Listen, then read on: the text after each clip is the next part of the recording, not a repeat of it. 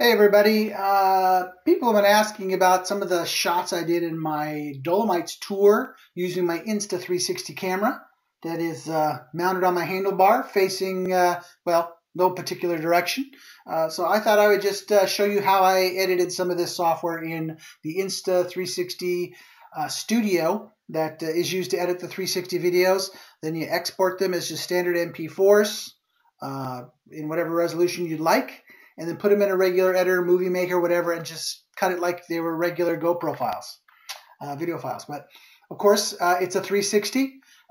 Pardon the screen refresh on my end here. It's nice and smooth, but unfortunately, the video capturing software I'm using is a little jerky, and so you're gonna see some jerky views. But I'll tell you, the software is actually fairly smooth at this end. This is the normal view right here that you would see. This is the 360 footage. I'm going to switch over to what's called free capture mode.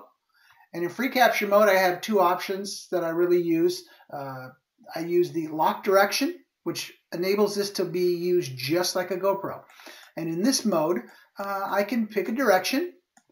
I can set a start point, or what's called a keyframe, to tell me exactly what I want the video to look like.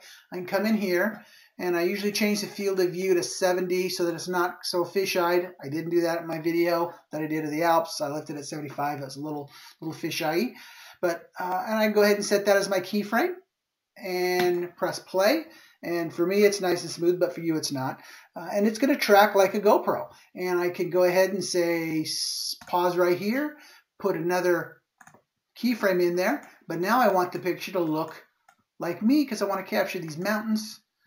All right, and then I go ahead and press play, and then I've got my mountains, and then maybe I want to go ahead and switch back and get a shot of these mountains here a little bit more. So I put a keyframe, and this is where I want it, right about there, and hit play, and there is my video, and then I go ahead and press stop. And as you see, it stays in the same position that it's at. As the bike turns, it stays focused in the same direction. You'll note, though, that as I go around the corners, it does not tilt.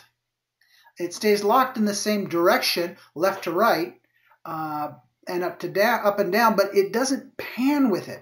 So if I happen to be going around a corner back here, if I go back to this keyframe right here, all right, and I'm coming up to a corner, and I point it right here to see what's on the side.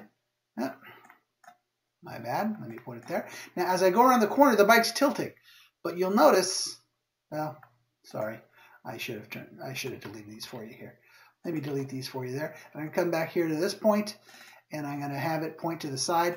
Now, as I go around the corner here, you're going to notice that it should be dipping into the curve. A regular GoPro now would be shooting pavement. I'd lose my sky. If I was turning the other direction, I would lose my pavement, and I'd see nothing but sky.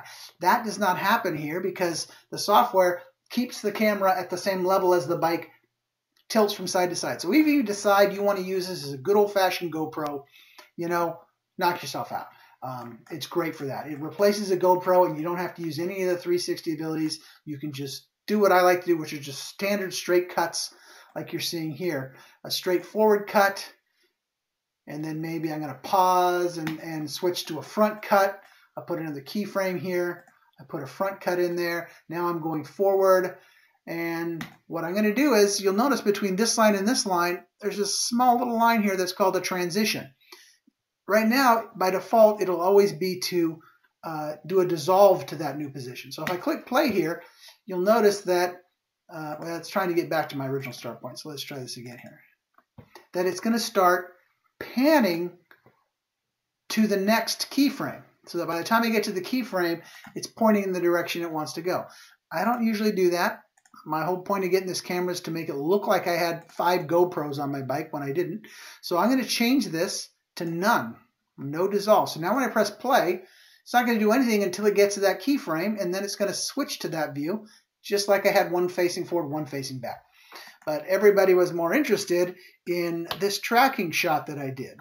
So the nice thing about this, if I turn off my lock direction up here, it's no longer going to lock in a particular direction. So let's go back to this keyframe, and I'm going to point it at these mountains because I think these mountains are cool. And I'm going to zoom in maybe a little more on them.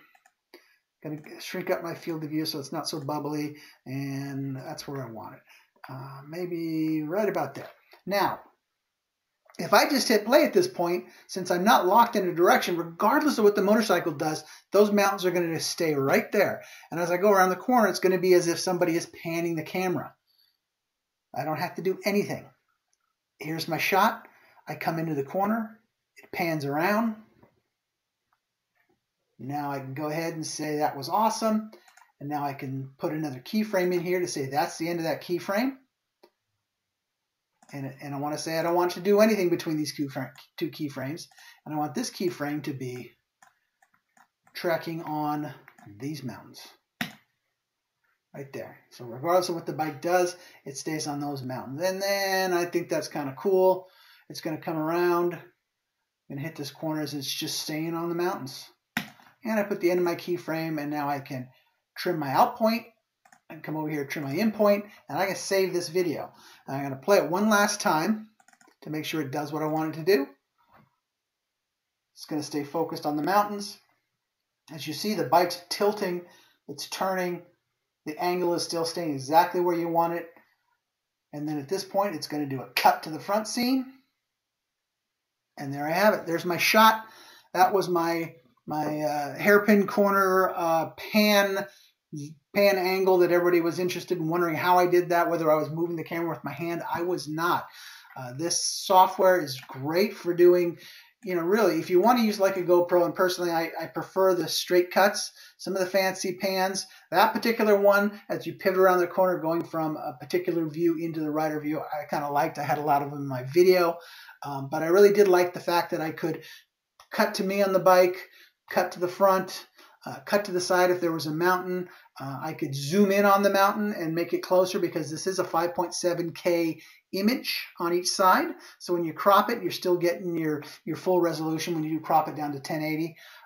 The software is great. It's smooth. The stabilization that's used is pretty amazing. You can play without it. As you can see, this is what it really looks like with the jerk. I don't know if you can see it, but it's basically vibrating and shaking and bouncing along with the motorcycle. But the flow stabilization data is not actually recorded in the video. The video is recorded without it. So when you turn that on, the software actually is responsible for smoothing out the video. And it does a wonderful job of it. I've never seen such smooth video on my motorcycle. I had mounted it right above my handlebars. And, I didn't notice this until just now, but it looks like it's hovering in space. You really can't see anything. This software has what's called an invisible selfie stick, a selfie stick that you can hold it on. It's a black stick, just a regular selfie stick as far as I can tell. But the software knows that it's coming from the bottom of the 360, and it actually erases it out of the video for you. So it looks as though if you're using the long selfie stick, that the camera is just hovering 4 or 5 feet in front of you, up above you. And I just now noticed that when I pan straight down to show you where I mounted it, which was just on the handlebars of the standard, GoPro type RAM ball mount system, you cannot see the RAM extension that I used. I didn't put a super long extension because I was concerned of if I got it too long, it was going to bounce too much and I'd have shaky video.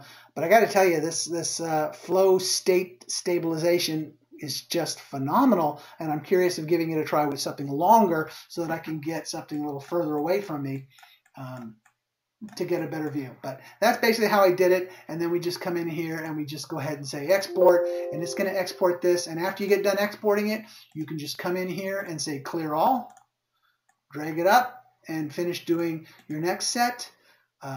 Go find your videos, find everything that's interesting in your video, cut them, cut some extra footage, export them all as MP4 video, 1080, and then drop it into just your good old-fashioned movie maker editor where all you have to do is do some cuts, drop on some music, put a fade in, fade out, and some titles, text, whatever you want. But a basic editor is all you need at that point once you've got all your 360 out of the system.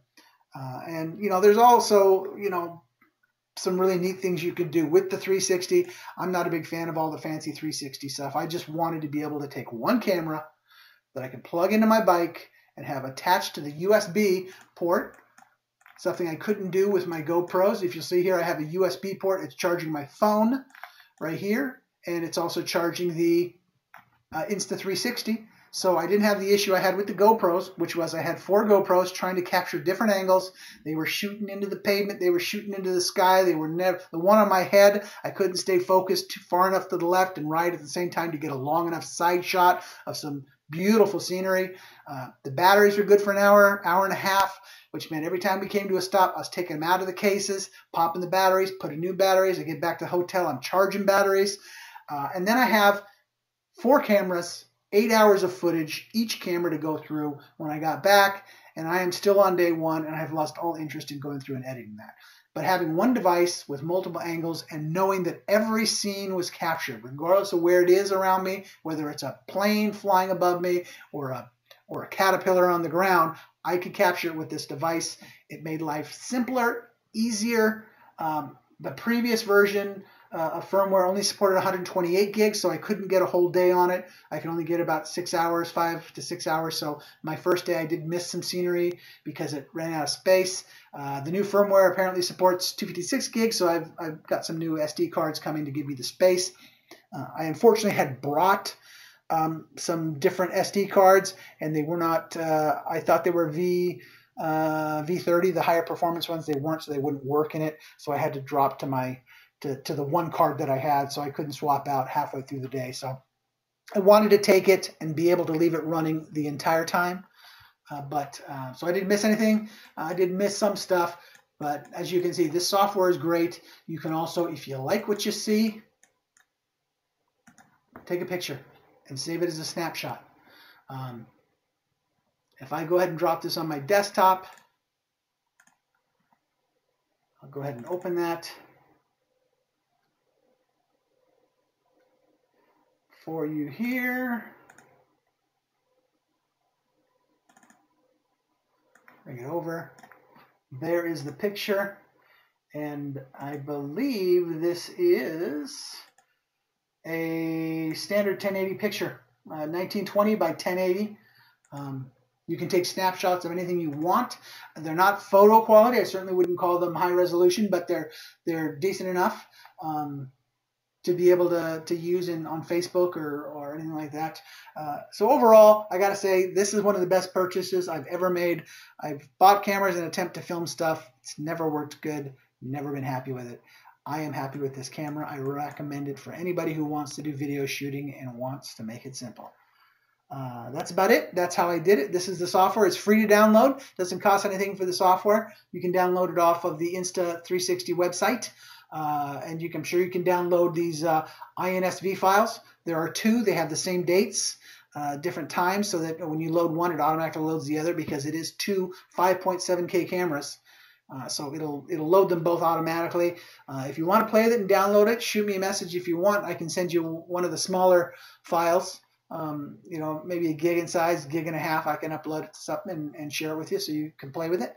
If you want to get an idea of how the software works, because really it's a lot about the software. It doesn't do any good if you shoot it and you can't edit it very well. And I think this software does a great job.